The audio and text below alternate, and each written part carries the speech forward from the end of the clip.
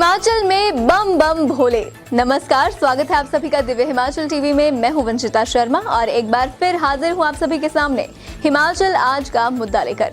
शिव भूमि हिमाचल में शिवरात्रि की धूम रही। भगवान भोले के भक्तों ने अलग अलग तरीके से भोलेनाथ का श्रृंगार कर पूजा अर्चना की। आज मंडी में देवताओं का महाकुंभ शुरू होने जा रहा है। मंदिरों में कैसी रही रौनक और कैसे हैं शिवरात्रि के रंग, हम पहाड़ी में इसी पर चर्चा कर रहे हैं अनिल अग्निहोत्री और राजेश शर्मा। महाशिवरात्रि है, महाकाल की रात्रि है, आज तो ना माँ पार्वती की रात्रि है।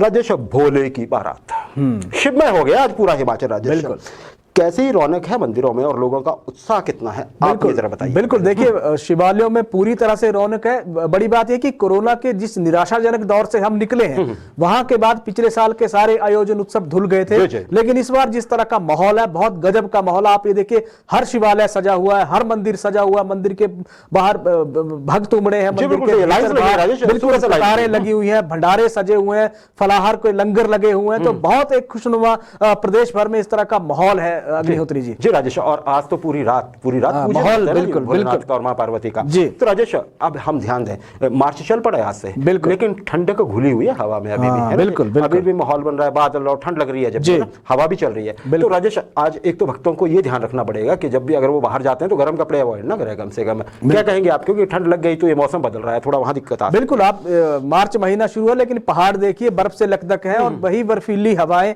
मैदानी इलाकों तक पहुंच के तापमान को सीधे तौर पे प्रभावित कर रही है। ठंड बहुत ज्यादा है, अभी तक ठंड का माहौल एक तरह से बना हुआ है।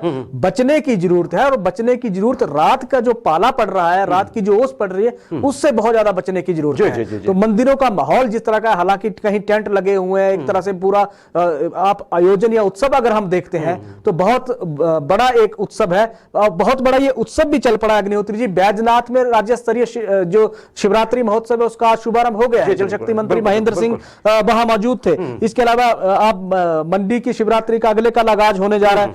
और बड़ी बात है कि आज तमाम मंदिर सज गए, चाहे भूतनाथ मंदिर हो, चाहे पंचवक्त मंडी का मंदिर हो, राजा माधोराय का मंदिर हो, तमाम मंदिर सजे हुए हैं। काठगढ़ का शिव मंदिर की अलौकिक छटा देखते ही बन रही है। गरली के कालेश्वर महादेव में जय जयकारे, घंटियां गूंज रही है वहां पे।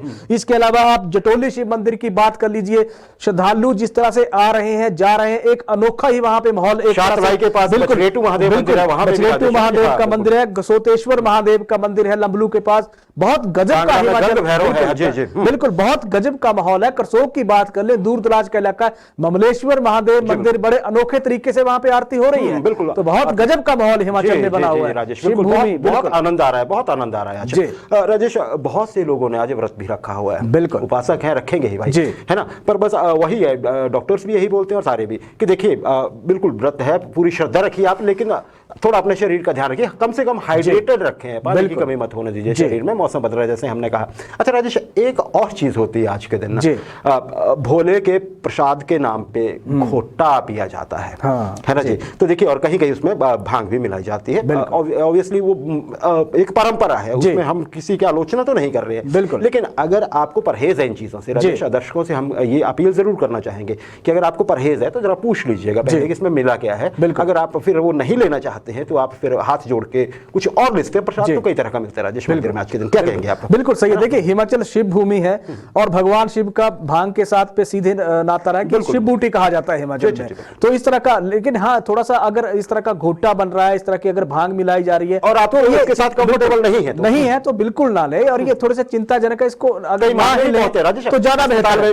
बिल्कुल। और एक और चीज है राजेश, अगर मान लीजिए आपके किसी जानने वाले ने कुछ ऐसे पी लिया है और उसकी तबीयत ठीक नहीं है, तो अस्पताल जाने में परहेज ना करें। बिल्कुल, हर साल काफी मामले आते हैं, फिर वहां पे थोड़ा सा इंजेक्शन वगैरह लगता है और ठीक हो जाते हैं सुबह तक। तो घबराने की बात नहीं है। एक तो पहले अगर आप कंफर्टेबल नहीं है तो बचिए, और कुछ होता है तो फिर भी आपको पता है कि आगे क्या करना है।